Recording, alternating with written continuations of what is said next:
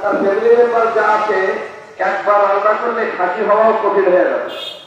সেই ক্ষেত্রে এরকম যদি হয় তাহলে বেশিরভাগ রাখতে পারবে কি বারবার বলতে এটা একটা মুস্তাহাব আমল, এটা বাড়াবাড়ি করার কোনো সুযোগ নাই।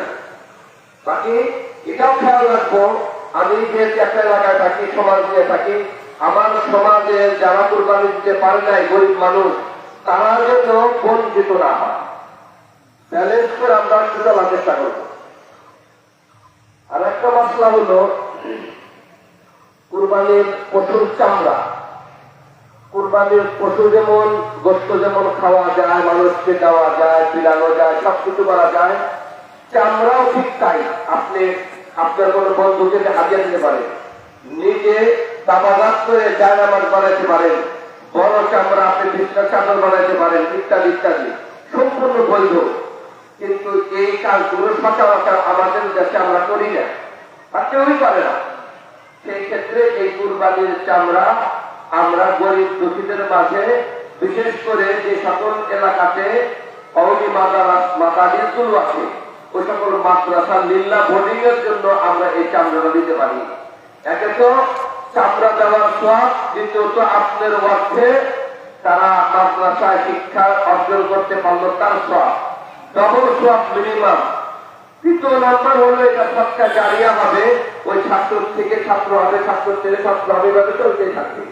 এইভাবে আমরা এটা কি করতে পারি, দিতে পারি। আর একটি মাসলা বলে শেষ করছি, এই মাসলাটা আমাদের অনেকেরই ভুল হয়, যেমন শহর অঞ্চলে বেশি হয়।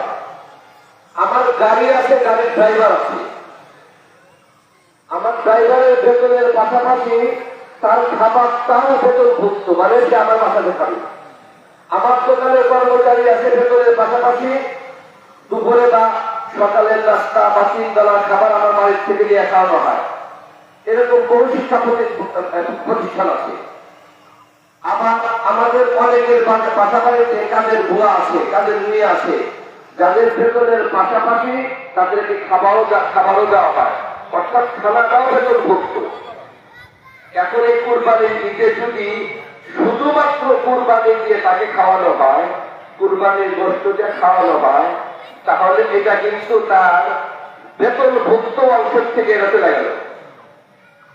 তাহলে এক্ষেত্রে মশলা হলো যে পরিমাণ গোশত সে খাবে, ওই পরিমাণ বাজার মূল্যে বা কুরবানির পশুর দাম হিসাবে ওইসব গোশতের দাম কত হয় এটা আমার সত্তা করতে হবে। এটা বলাটা যতটা সহজ, বাস্তবতা এতটা সহজ না। আর তাদের ভুয়া 5 পিস গোশত খাইলো, আমার দোকানের কর্মচারী 5 পিস গোশত খাইলো, আমার গাড়ির ড্রাইভার 5 পিস গোশত খাইলো, এইগুলাকে দেখার জিনিস, এটা আমার দৃষ্টিকোণ হবে না বলেন।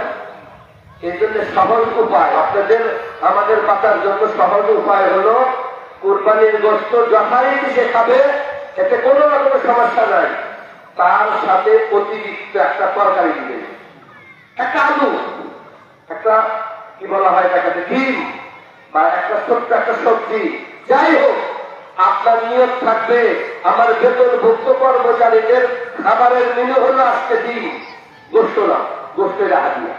তো গোশত যেমন হাতিয়া দেওয়া যায় যাচ্ছে, কাঁচা গোশত, রান্না গোশত, এটাও এরকম হাতিয়া যায় যাচ্ছে। আমি কথা বুঝতে পারছি? আল্লাহ আমাদের আমল যা তৌফিক দান করে। আমরা এখনই আমার শুরু করবো।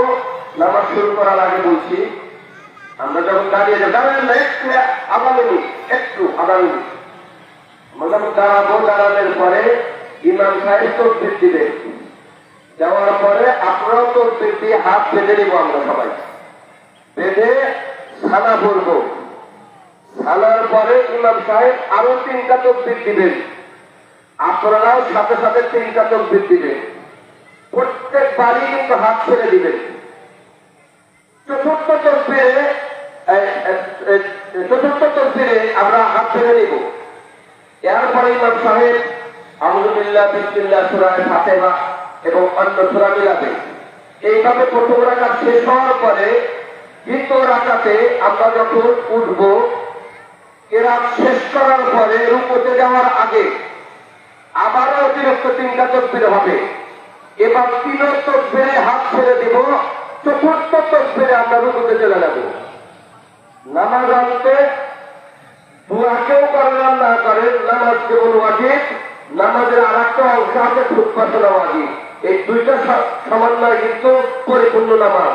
এই জন্য দয়া করে কেউ সালাম মুসাফা করেন না করেন, দোয়াতে থাকেন না থাকেন, ফুটপাতে অন্তত 5 মিনিট শুনে আপনারা যাবেন।